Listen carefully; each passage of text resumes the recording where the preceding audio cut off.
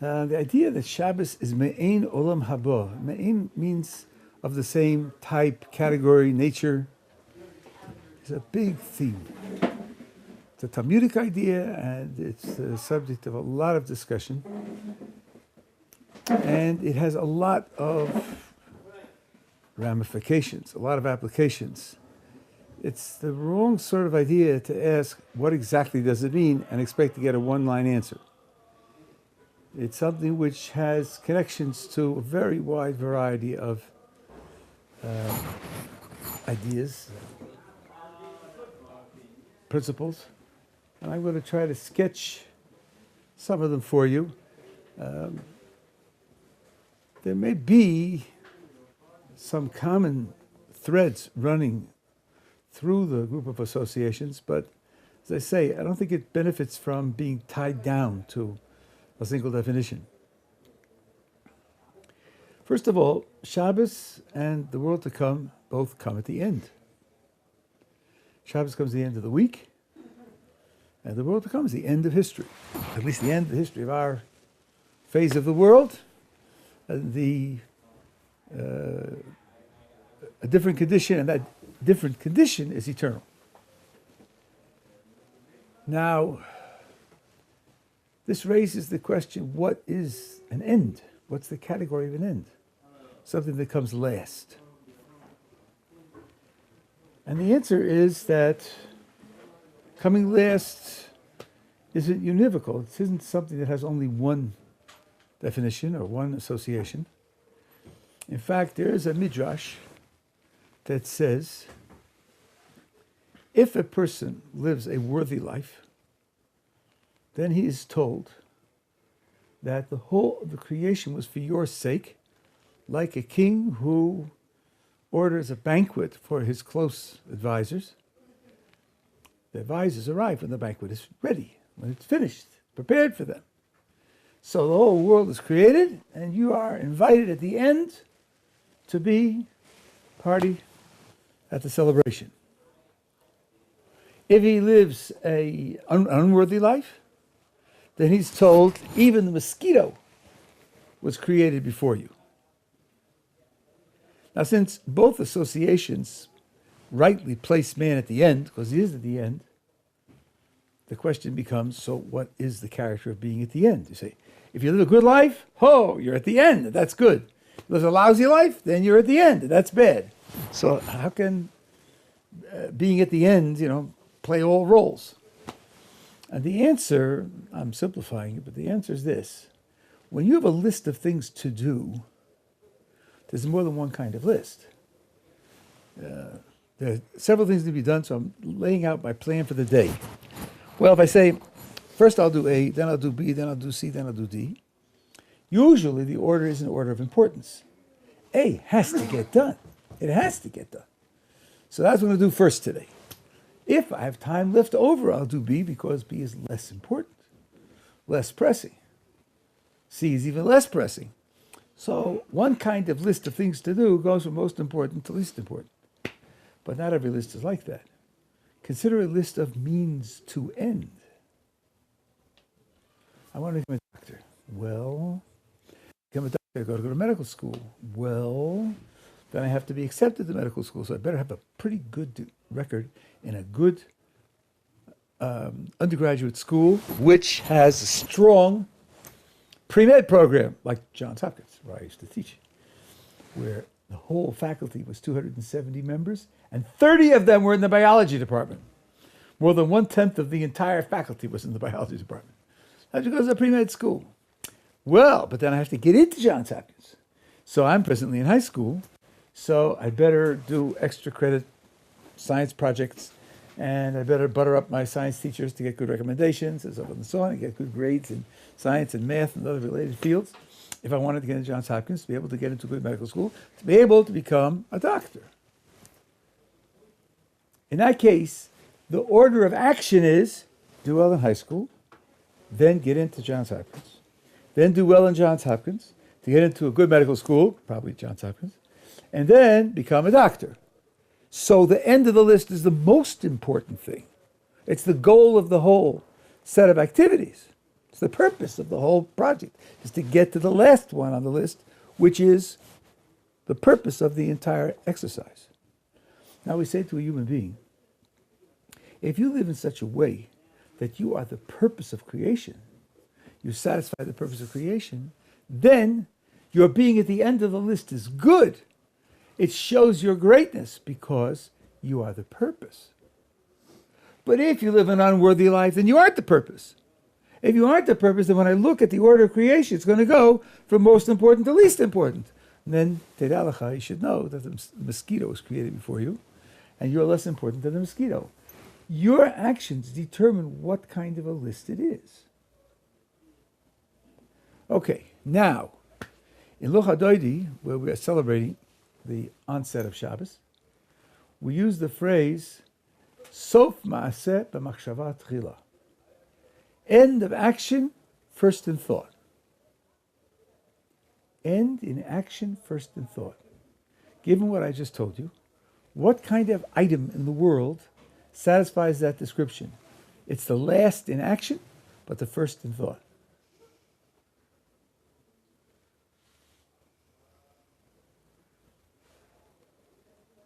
The answer is a goal. A goal, a purpose. It's first in thought because the 14-year-old says, I want to be a doctor. That's his first thought. I want to be a doctor. Then he works backwards. How am I going to get there? Got to go to a good medical school. How am I going to go to medical school? Go to a good undergraduate school. How am I going to go to undergraduate school? Do well in high school. So, and then from the age of 14, it works well to go to high school, to be able to go to undergraduate school, to go to medical school, become a doctor. So the goal, being a doctor, is first in thought. That's what you think of first. That's where I want to get to. But it's last in action. Because having thought of the purpose, you work backwards through the process that will get you to that goal.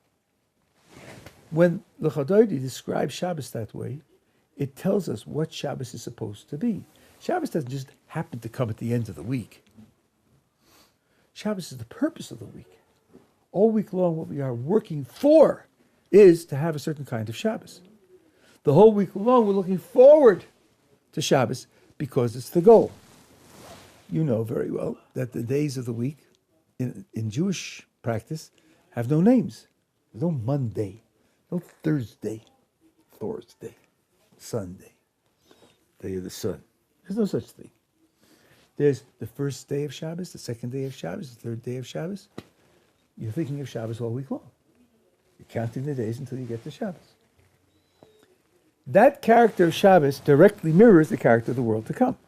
Like the Mishnah Pirkei Avos says, that this world is a prosdor, a passageway into the banqueting hall. Don't get lost in the passageway. I mean, that would be a great mistake of values. Don't get lost in the passageway. Look at these interesting cracks in the wall. I wonder what made them. Let's do a research paper on the cracks in the wall. This is an entranceway to the banqueting hall. Make sure that you make your passage through the entranceway in such a way that you will arrive at the banqueting hall. So, Shabbos comes at the end of the week just like the world to come comes at the end of history. I think here, the teaching is a teaching about Shabbos. Everybody's aware that living in this world is for the sake of the world to come. Everyone understands that ultimate justice is done in the world to come, that a person gets rewarded for what he's done in the world to come. The important message here is that Shabbos is like that. Shabbos is like that. Shabbos has to be understood to be the purpose of the week.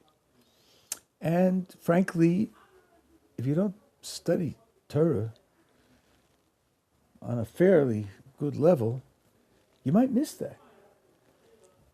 The idea of having one day off a week is a gift that the Jewish people gave to the world. And wealthy societies today have 2 days off, but they started with the one day off that they took from the Torah.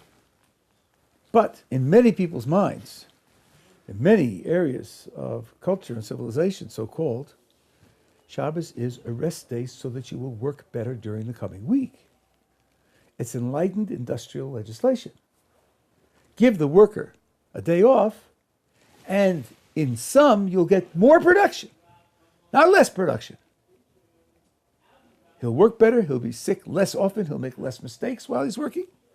So you as an employer benefit by giving him a day off. That makes Shabbos a preparation for the rest of the week. That makes Shabbos' purpose to enable you to work better. That defines the human being as a worker and sees Shabbos as an aid to enable him to work better. As Diane Grunfeld said in his classic, The Shabbos, the Sabbath, that's the Shabbos of the horse. If you live to work instead of working to live, if you live to work and it enables you to work better, that's its purpose. Then it really is the beginning of the week, not the end of the week. And by the way, one civilization which has approximately 2 billion adherents, some more faithful than others, gets this dramatically wrong. What is the first day of the week in the Christian calendar? Sunday. Sunday. Sunday is their day of rest based on the Bible. You might ask yourself how that works. Isn't it the first week of Genesis, the last day of the week? How do they get away celebrating the biblical Sabbath on the first day of the week? Do you know how that happened? I mean, but it's supposed to be celebrating the Sabbath of Genesis. Early Christianity had 2 celebrated days a week. One was Saturday, which is the celebration of Shabbos, of course, it has to be. One was Sunday because they believed the resurrection took place on Sunday. When Constantine, in the 4th century, decided to make the Roman Empire Christian, he said to the Christian elders, okay, we're doing it your way. We're going to unify the kingdom. You're not getting 2 days a week. Pick one. So they picked Sunday because it was characteristic of Christianity, and they moved the biblical Sabbath to Sunday. They just moved it. Doesn't belong there. Now, this is built actually into the word Shabbos. What does the word Shabbos mean? The word Shabbos is a Hebrew word. There are almost no, maybe none, but certainly almost no names in Hebrew that don't have meaning. Ruvain has a meaning. Shimon has a meaning. Levi has a meaning. What does Shabbos mean? Anybody have a clue what the Hebrew word Shabbos means? Rest. Nope. Sleep? Shechina? Nope. How about 7? Nope. How about sitting? Lasheves? Nope. Shabbos means to cease, to stop doing something. To stop doing something. Shabbos means something was going on and it came to a halt. Lishbos means to stop. In modern Hebrew, a strike, when the workers strike, is a shvita. Of course, that assumes that beforehand they were working, and that might be called into question in Israel. But that's what it means. Now, that's why it comes at the end of the week, because all week long you're working. At the end of the week, there's a stop, a cessation of that activity that was going on the whole week. So it's at the end and it's the purpose. That means when you're working all week long, you have to think of Shabbos as the goal of that work. A dramatic example of this is brought in the Talmud, that Shammai, when he went to the market on Sunday, he would look for some good item that he could buy for Shabbos, and he would buy. On Monday, he would look for something that would be good for Shabbos, and he found something superior. He bought the item on Monday, saved it for Shabbos, and ate the item that he bought on Sunday. And so he would go all week long. And the Gemara says, you see that Shammai ate all week in honor of Shabbos, because he always ate second best and saved whatever he had best at the moment for Shabbos. And many people misunderstand, because the Gemara says Hillel had a different midah, a different personality or characteristic, where he trusted that God would give him everything for each day. But the Bach, anyway, points out that it's not a contradiction to Shammai, and people who want to celebrate Shabbos correctly should do the way Shammai did. You happen to be on Hillel's august level where you don't have to prepare for the future, but it's very relevant and important to prepare for Shabbos that way. So all week long you're preparing for Shabbos. That's one point of similarity. You prepare in this world for the world to come. Shabbos, you prepare during the week for the sake of Shabbos. Some people said Shabbos is like going on a sea voyage. Now, in those days, there were no helicopters and no speedboats. You go on a sea voyage, you get onto the boat with your provisions. Once the boat sets sail, that's all you have. You don't have anything else, you're not going to get anything else. So you better make sure that your provisions are adequate. That's true for Shabbos because you can't hunt, you can't harvest, you can't bake, you have to just live with what you have. And the world to come is that way also. The provisions of the world to come are the free will decisions that people make. And once you die, so then you're on that journey where you only have what you prepared from before. So that's the first point of comparison between Shabbos and the world to come. Are we together so far? Okay, now the prohibition of Shabbos, the main prohibition, the biblical prohibition, is against 39 categories of activity. The 39 categories of activity can be described roughly. Those of you who know you're here, you know I choose my words carefully. I didn't say defined. I said described roughly. I meant it.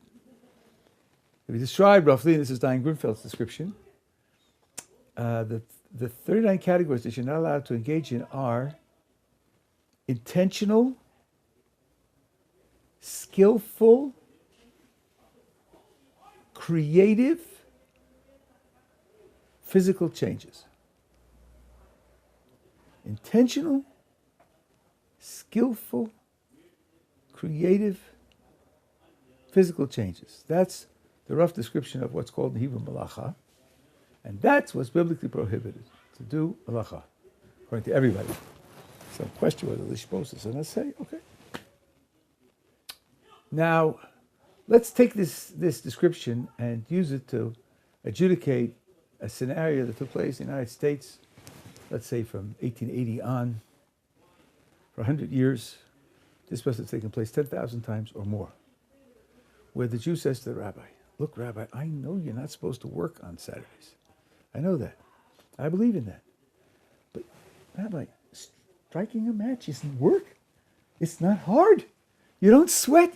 You're not tired afterwards.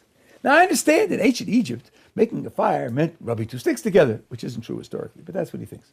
And rubbing two sticks together is work. That's work. That builds up sweat. I understand that.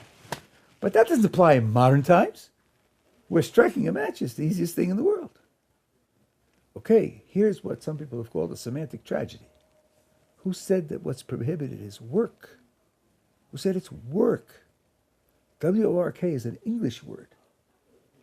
The description is an intentional, skillful, creative, physical change.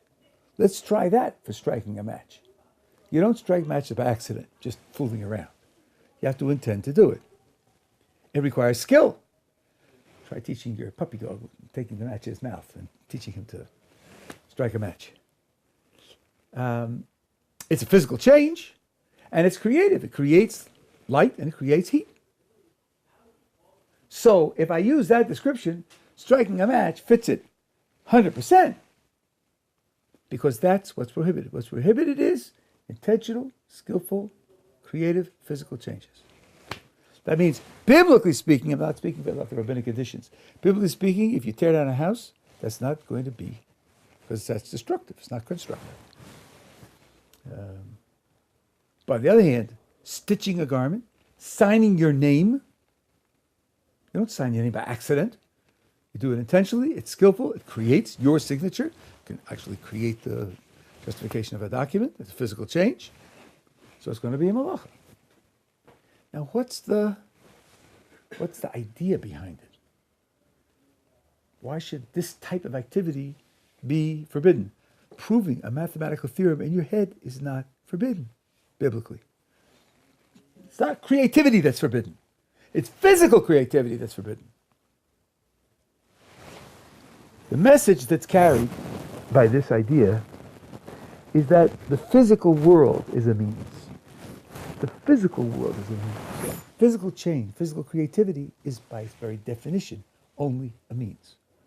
It's not an end. One of God's names is spelled Shin Daled Yud.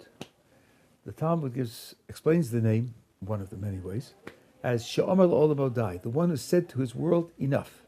And the picture that the Talmud paints is a process that is running and spewing out material results, more and more stuff, more and more stuff.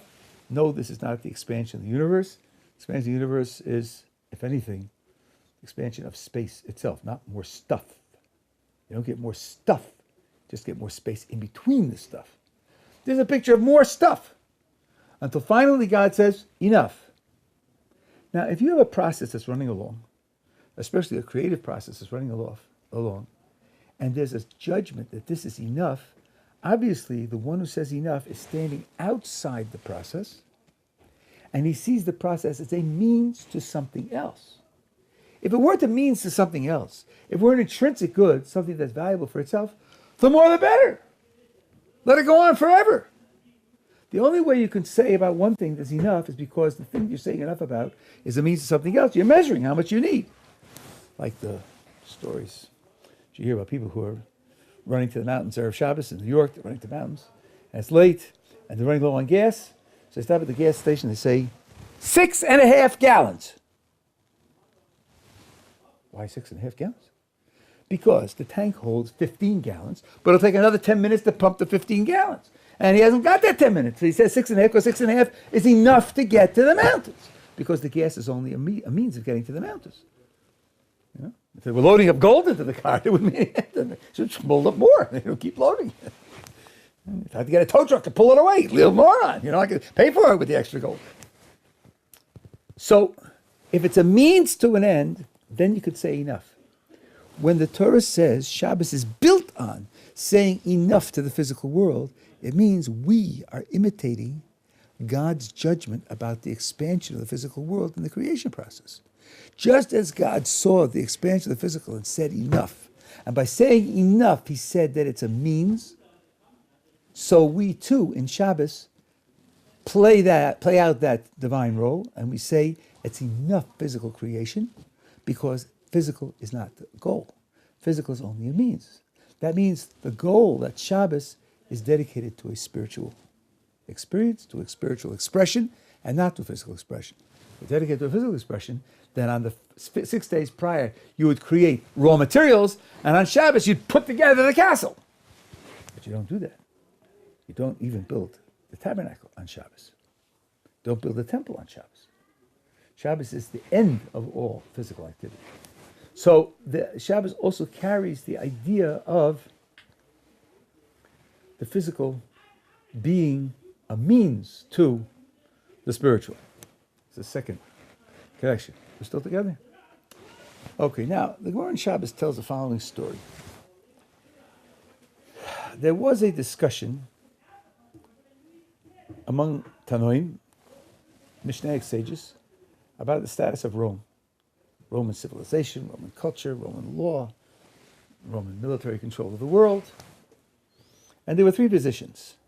Rabbi Yehuda took the position that the Romans are organizing the world, and there's international transportation and production, and they make things efficient, things are available. I forget who the second one was, who was neutral. And Rishon Bar Yochai said the Romans are terrible. Everything they build for their own profit and immoral purposes, and Roman civilization has to be condemned. Well, the Romans found out about this trio of opinions, and the Romans said, Yehuda, who praised us, will be rewarded. The second one, because he was neutral, will go into exile, and Rabbi Shimon will die. So there was a death warrant on Rabbi Shimon. And he and his son Rabbi Eliezer went into hiding. Various places, and they ended up in a cave. They were sustained naturally in the cave. After 12 years in the cave, Elijah the prophet comes to the entrance to the cave, and he makes an announcement. You have to imagine this. They're in the cave. Elijah stands at the entrance of the cave and says the following words: Who will inform Rabbi Shimon that the emperor has died and the decree against him has been annulled?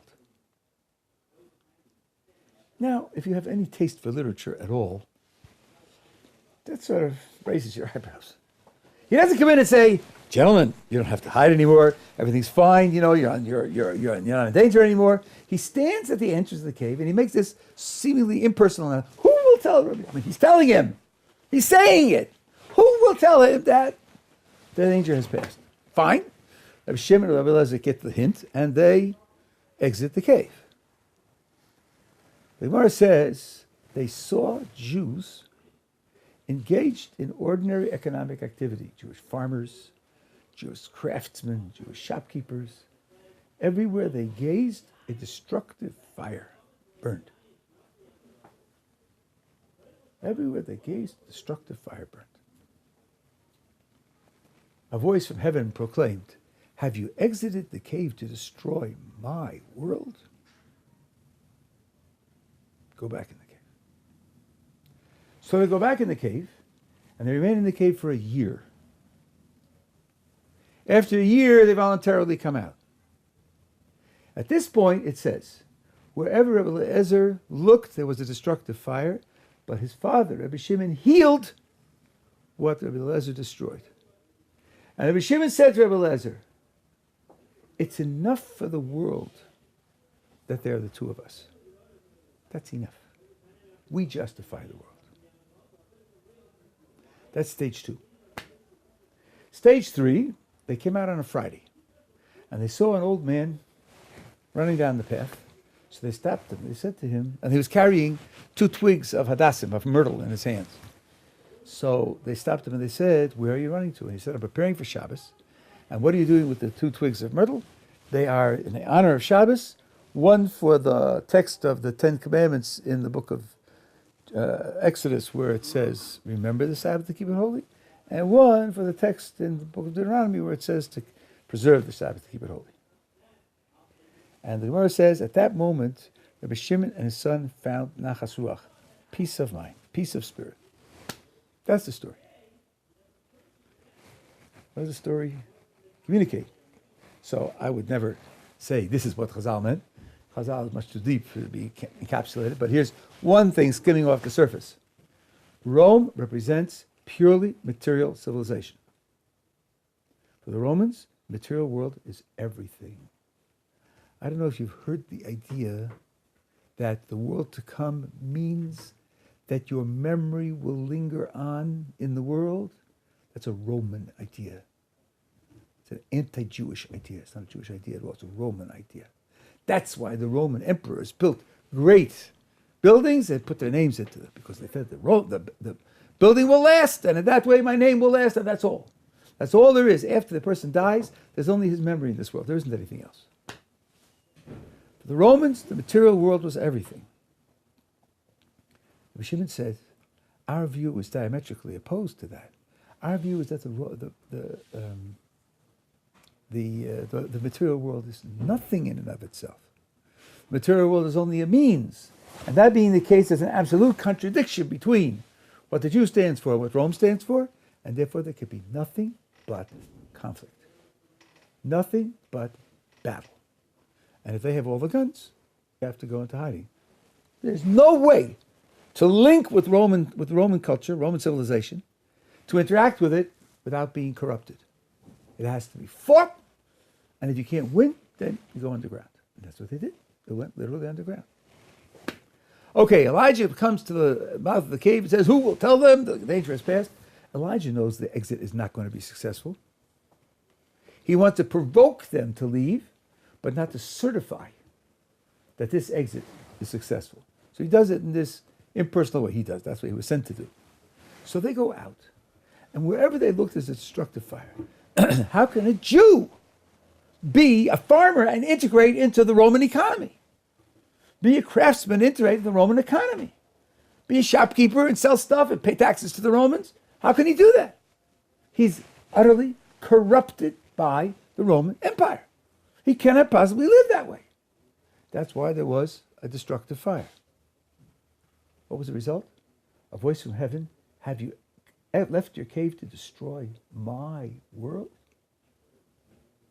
God certifies that the Roman economy and the Jewish participation in the Roman economy qualifies as my world. I have no right to destroy it. So they go back into the cave. They go back into the cave for a year. The reason a year is because a year is the maximum time that a soul is punished in Gehenna. You may have heard that a mourner for a parent says Kaddish for 11 months and a day, That's because you don't want to imply by your behavior that your parent needed the maximum time of 12 months. So you try to give your parent maximum benefit of your Kaddish, but stop short of a year, because that would be saying that my parent was on, the absolute lowest level. They stayed a year because they knew they were wrong. Just like people are punished in Gehenna, they stayed for a year. They came out. Rabbi Eliezer still doesn't get it. He still doesn't get it. Where he looks, there's still a destructive fire. What does his father tell him? It's a mistake. To think that they're worthy of destruction is a mistake. They don't count. They're just like cows. They're just like horses. They're just like trees. They don't count. They're not fulfilling the purpose of the world. We are. 2 is enough. 2 is enough to justify the whole world. And they simply function as setting up a world in which we can live. We need to eat meat. We need to drink milk. Sorry to the vegans. We need to have clothes to wear. We need houses to live in. That's their job. Their job is to provide our needs. And we, by our practice of spirituality, we will justify the whole world. That's stage 2. That's only stage 2. Then there's stage 3. They see this old man. And this old man is rushing to prepare for Shabbos. He's carrying 2 twigs. And the 2 twigs are for him indications of the remember Sabbath to keep it holy and preserve the Sabbath to keep it holy. And they found nachas ruach. They found peace of mind in interacting with that old man. What's the message? The message is that you can be a farmer, and you can be a craftsman, and you could be a shopkeeper, and you could pay taxes to the Romans, and be integrated in the Roman economy, and still be part of the purpose of the world. Because Shabbos transforms the whole work week. The work week isn't to serve the Romans. The work week isn't to serve my economic basis. The work week is to prepare for Shabbos. So the whole work week is Shabbos-dik, as we say. It transforms the meaning of the entire exercise. And then, through the practice of mitzvos, where Shabbos is the goal of your physical activities, that gives them a spiritual character as well. That's when they found Nachas Ruach, where Rabbi Shimon gives up on his idea that we are the only ones who justify the creation. The Jewish shopkeeper, the Jewish farmer, and the Jewish craftsman also satisfy the purpose of creation. You can participate in the Roman economy and not be corrupted by it. And the key protection is Shabbos, because you live as a Shabbos Jew, and in that way it protects you from being sucked into the materialism, even though you have to participate in it in order to support yourself. This gives you a picture of the influence that Shabbos can have, not only on Shabbos itself, but an influence that Shabbos can have on the quality of life of a Jew. I'll give you a couple of analogies, which I hope will make the idea vivid. But Moshe Feinstein was famous for saying that we lost a whole generation of Jews to a certain expression, a motto that people said over and over again. So schwer zu sein Yid. It's hard to be a Jew. Many of them were faithful. Many of them meant, it's hard, but I do it anyway. I deserve credit for doing it. But the message, and it was said with a krecht, oy, it's hard to be a Jew. Many children growing up with that attitude expressed in the home said, so what do I need it for? What do I need it for? Your life is so hard. Your life leads you to sigh and to groan. I'm going to look for a better life, a life where I don't have to be sighing and groaning, and where I have to complain all the time that it's hard. There was one Jew in New York in the 20s and 30s, and of course, like everybody else, if he didn't work on Saturday, he lost his job. Every Friday night, he would gather his children around the table, and he would dance around with the table with his children, singing how proud he was and how happy he was to lose his job for Shabbos, to show how important Shabbos is. Shabbos is much more important than a job. And to be able to show HaKadosh Baruch Hu how much he loves Shabbos, how much he appreciates Shabbos, by being willing to give up his job for it and celebrate, that father's children didn't abandon the tradition.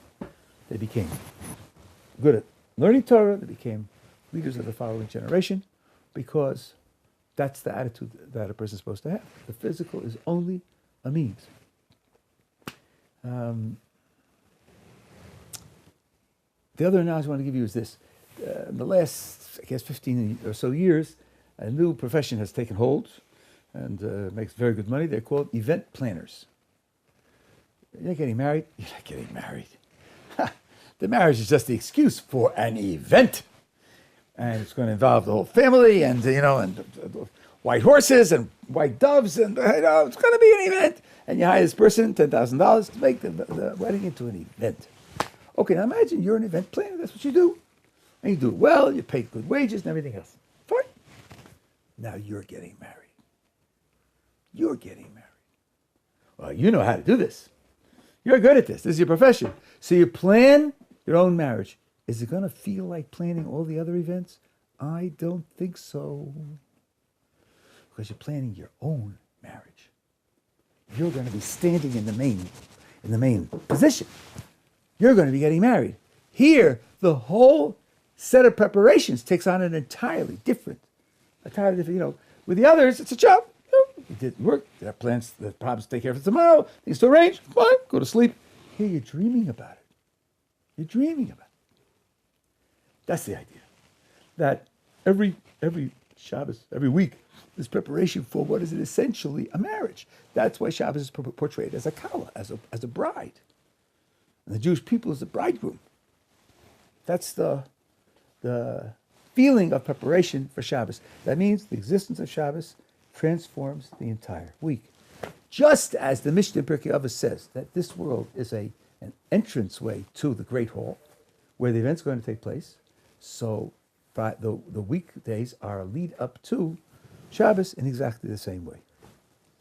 Are we together so far?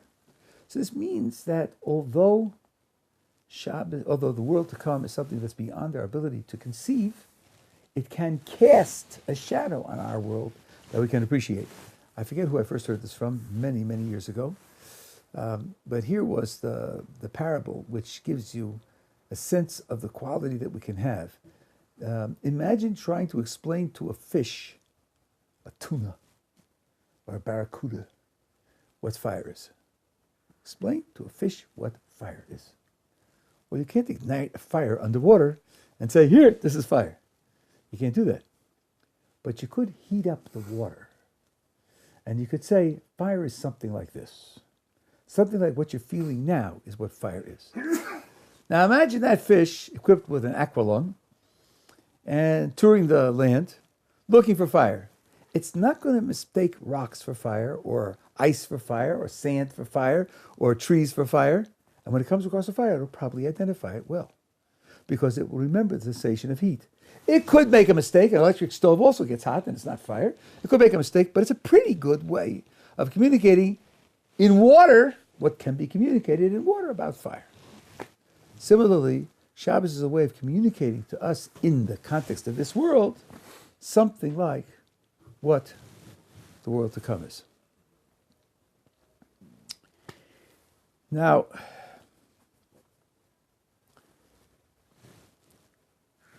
there's another element.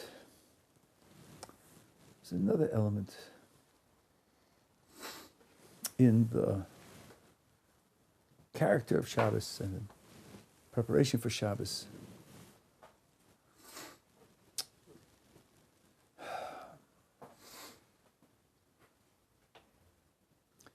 The Gemara asks the following question. Imagine a person who's undertaken a journey and he got lost. And he's under very stressful conditions. Maybe runs out of water and he's suffering thirst and he loses track of time.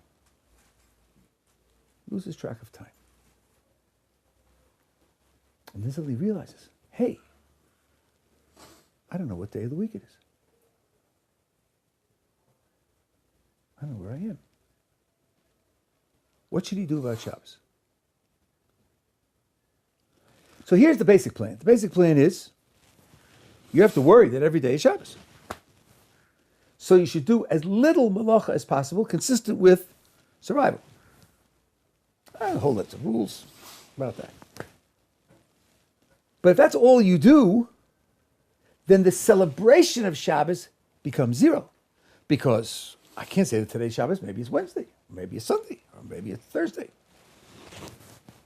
The rabbi said, in order for you not to forget what the celebration of Shabbos is like, the positive side, you should pick from now on, 1 day out of 7, to celebrate a Shabbos. Make Kiddush, if you can. Special prayers, if you can remember them. Carry it out in positive fashion as if it's Shabbos. Okay, here I am stuck. I don't know what day today is. Which of the next 7 days should I pick? And here there's a difference of opinion. One says pick the next day coming up, sundown immediately. And the other says count 6 days and make it the 7th day. What would be the justification for the two opinions? Well, the second opinion, count days today one as day one, count 6 and then make the 7th day Shabbos. That's exactly how Shabbos is always described in the Torah. 6 days shall you perform malacha, and the 7th day don't do malacha. Shabbos is essentially a day of cessation. The cessation is preceded by the days of activity. You don't know where you're standing, have 6 days of activity, and then the day of official cessation. What about the other one? What would give anyone the idea to think that you should do it right away? That immediate evening. Can you think of any time in history when Shabbos was done that way?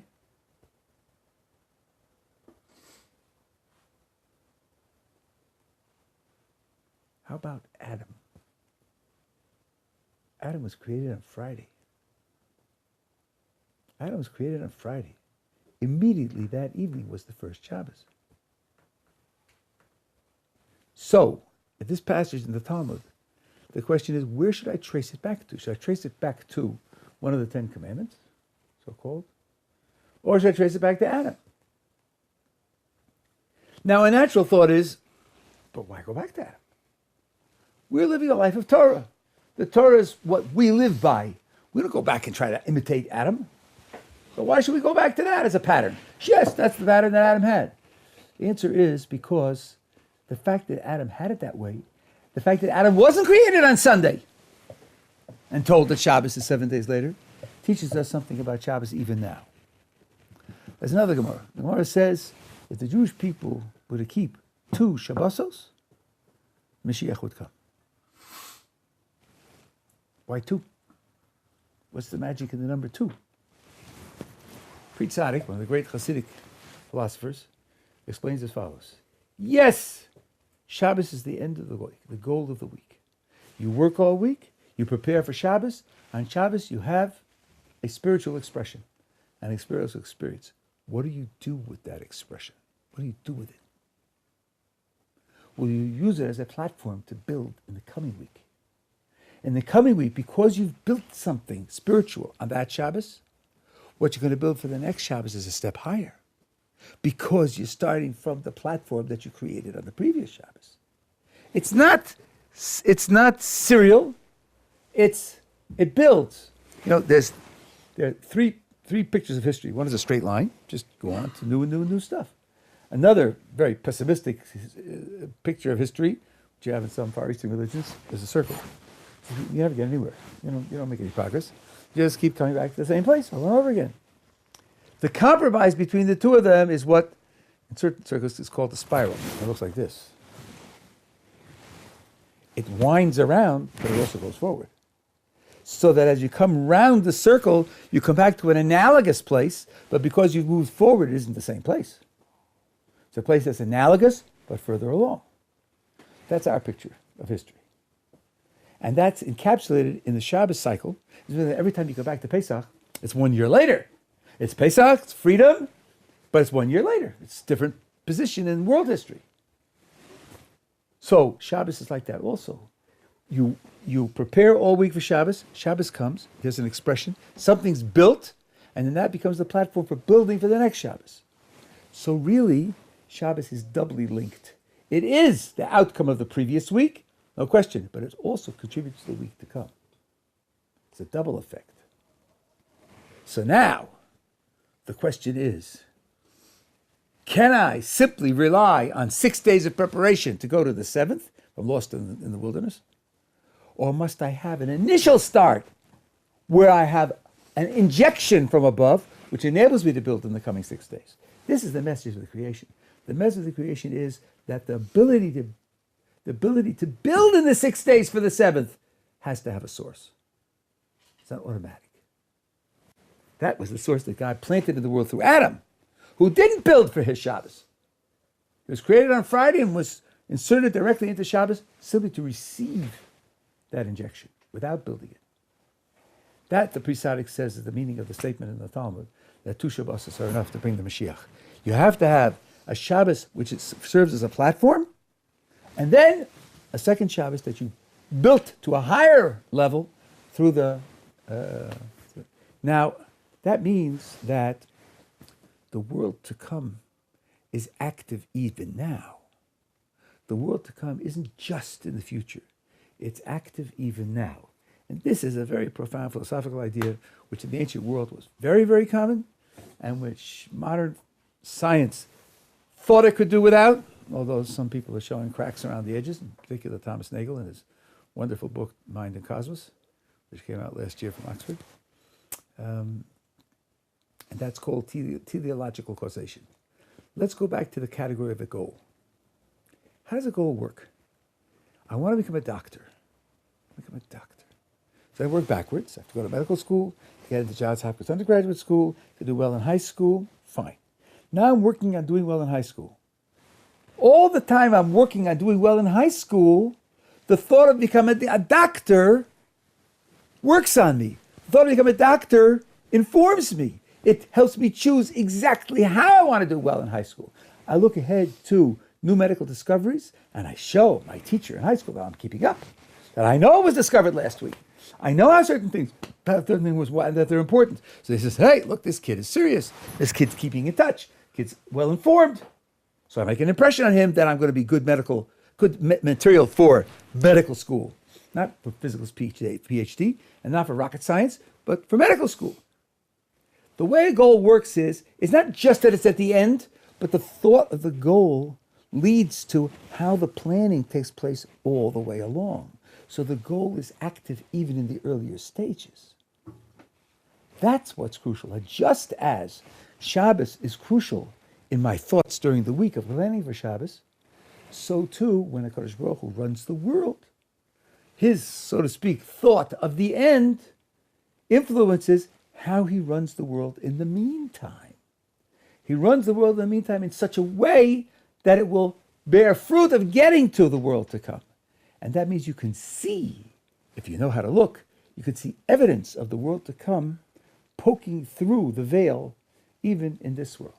So now I think understanding how Shabbos works gives us an orientation how to look at the rest of the world.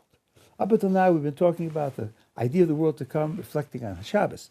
Now, from the way we prepare for Shabbos, we can say, well, okay, the way I prepare for Shabbos, I think, okay, it's going to be, I see the weather reports going to be very hot on Shabbos, so I'm going to prepare a lot of ice, be able to drink, okay, make sure the refrigerator and the freezer are working, because that's necessary for Shabbos. Right? God is running the world the same way. So when something happens in this world, we have to realize that the ultimate purpose of what happens is to prepare for that end. If you have the right categories to look at the world with, you can sometimes see how those things work. Okay? I think you see that there's a number of different links, and I haven't exhausted them, a number of different links, and it's a very fundamental Jewish idea, that Shabbos me'ein olam haba. Any questions? Some people say that one Shabbos. Yes. Okay, so now, Pri Tzaddik also talks about this, because in the Torah it says when they left Egypt, and they got the information about Shabbos in Morah, it says, Vayishmesu ha'am b'yom hashvi, that they already kept one. They already kept one, and the Gemara says you need two, so some want to say, we had one already. So now all we need is the second one. And that's what that song is based on. That song is quite right. They don't have to be consecutive. According to that idea, it wouldn't need to be consecutive, right? Right. But on the idea that it's a platform for the next one. So it's something which you can carry with you. You can carry with you over time. So a certain platform was achieved You then. won't lose it even if you don't keep it. Right. It's like my son, who knows these things much better than I do, and I learn a lot from him. It says, when there's a battle with Amalek, shortly after leaving Egypt, before the giving of the Torah, and I said, "Vayachlosh Yoshua as Amalek lefi chorav." Joshua weakened Amalek by the sword. My son told me on the basis of Kabbalistic sources, that weakness remains. It's a permanent weakness in Amalek. And the ending of Amalek means it's subsequent to that permanent weakening. That accomplished something that then they can recover and rebuild. So the same thing is true here. According to this idea, that first Shabbos was kept and it built the platform, and the second Shabbos is going to be based on that platform.